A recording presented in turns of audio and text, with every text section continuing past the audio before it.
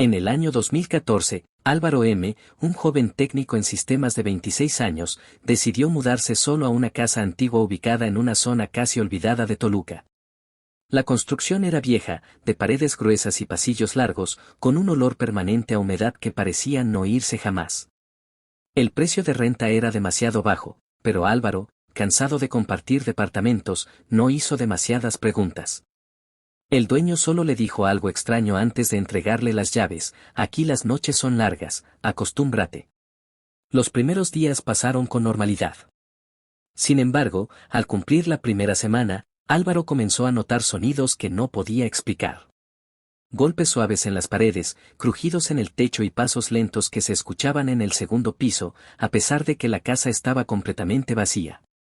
Al principio pensó que se trataba de tuberías viejas o de su propia imaginación, pero los sonidos se repetían siempre a la misma hora, entre las 3 y las 4 de la madrugada. Una noche, mientras intentaba dormir, escuchó claramente cómo alguien caminaba frente a la puerta de su habitación. Se levantó, encendió la luz y abrió, pero no había nadie. El pasillo estaba vacío y el aire se sentía pesado, como si la casa entera estuviera observándolo. Regresó a la cama con el corazón acelerado, intentando convencerse de que estaba exagerando.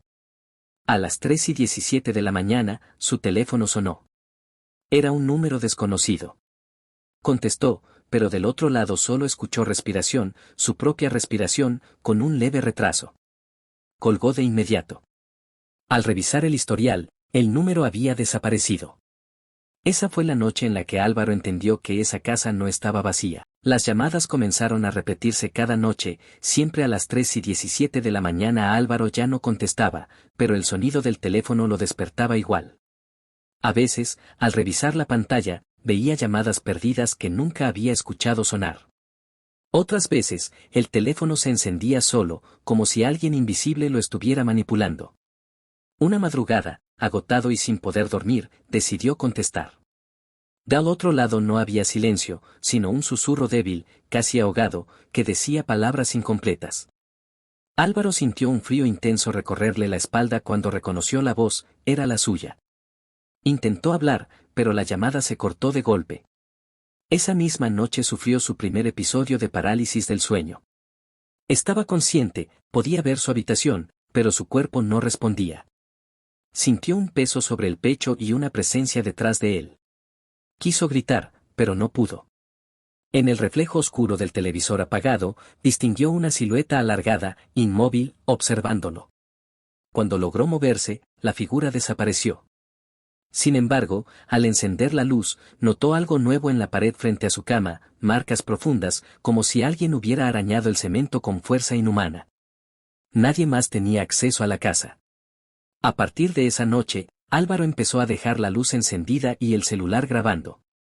Algo en esa casa sabía exactamente a qué hora despertarlo. Al revisar las grabaciones, Álvaro descubrió cosas que jamás recordó haber hecho.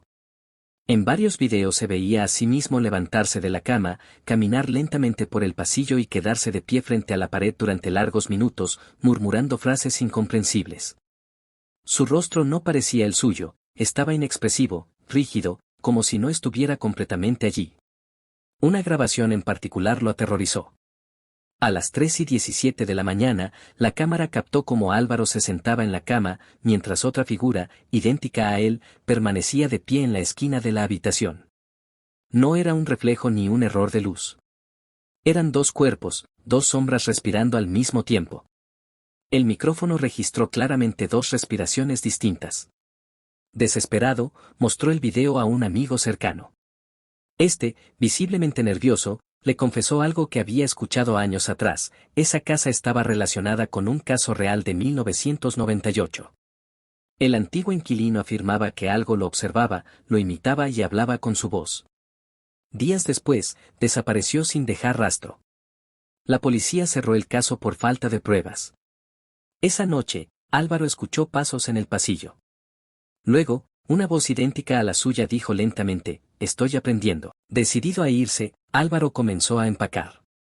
Mientras movía un mueble del comedor, descubrió una puerta pequeña que nunca había visto. Detrás estaba el sótano. El aire que salía de ahí era frío y tenía un olor metálico, desagradable. Bajó con su celular encendido, grabando todo. Las paredes estaban cubiertas de fotografías.